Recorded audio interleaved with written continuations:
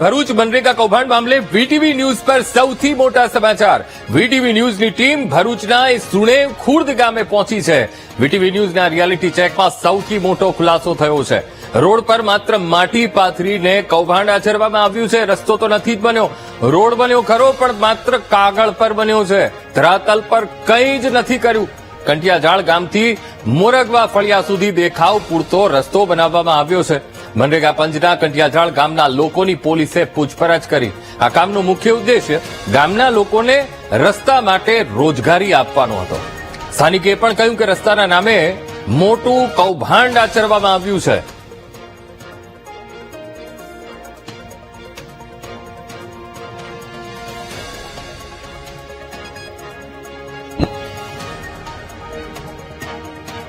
મનરેગાના જે રસ્તા બન્યા છે એમાં બહુ મોટું કૌભાંડ થયું છે।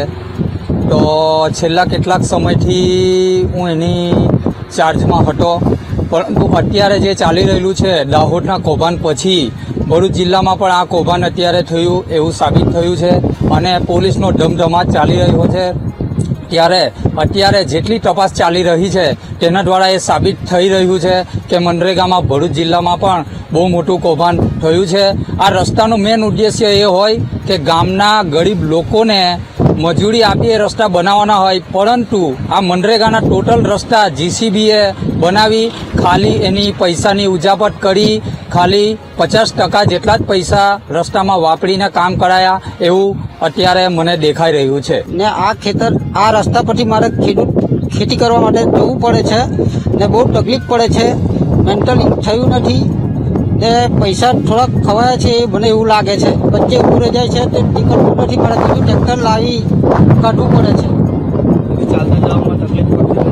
ચાલતા જવા માટે પણ તમે જોઈ શકો છો આ રસ્તો એ કઈ કન્ડિશનમાં છે।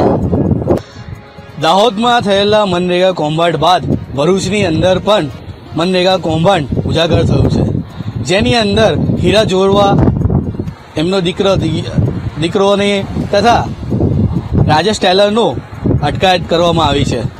ત્યારબાદ આજે વીટીવીની ચેનલની આપણી જે ટીમ છે આજે હાસોદ તાલુકાની અંદર સુનેવ ગામની અંદર આવી પહોંચી છે।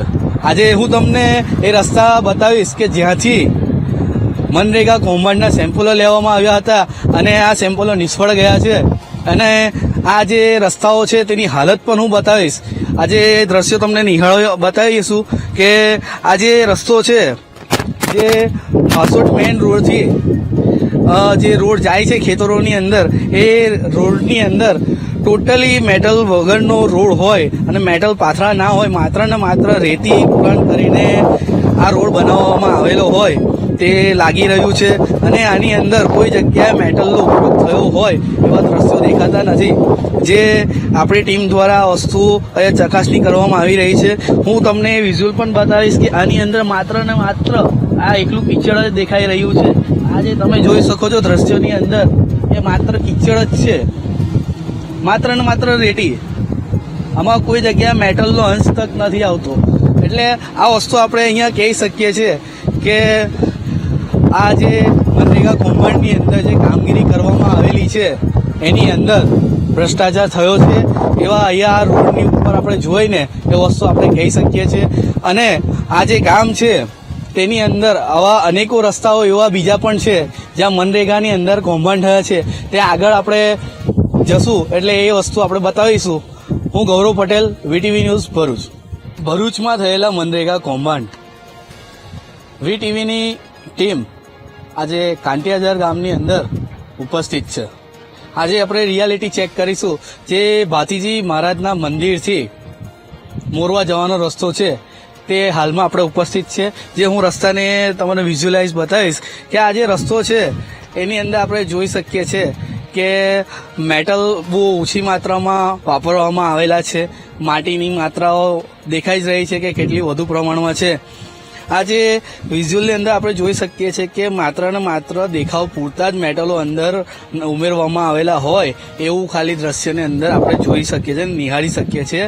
આ કૌભાંડ જે છે તેની અંદર આપણે નિષ્પક્ષ રીતે જે આપણે બતાવીને આપણે કહી શકીએ છીએ કે આની અંદર માત્ર ને માત્ર રેતીનું પુરાણ થયું હોય એવા આની અંદર દ્રશ્યો આપણે જોઈ શકીએ। જો હું તમને દ્રશ્ય બતાવીશ કે જો અહીંયા માત્ર ને માત્ર રેતી પુરાણ થયેલું હોય એવા દ્રશ્યો હમણાં હાલમાં અહીંયા પણ આપણે આગળના ગામની અંદર જોયા તેવા સેમ જ દ્રશ્યો અહીંયા પણ હાલમાં એવા જ છે. હવે મેટલ માત્ર ખાલી દેખાવ પૂરતા નાખવામાં આવેલા છે.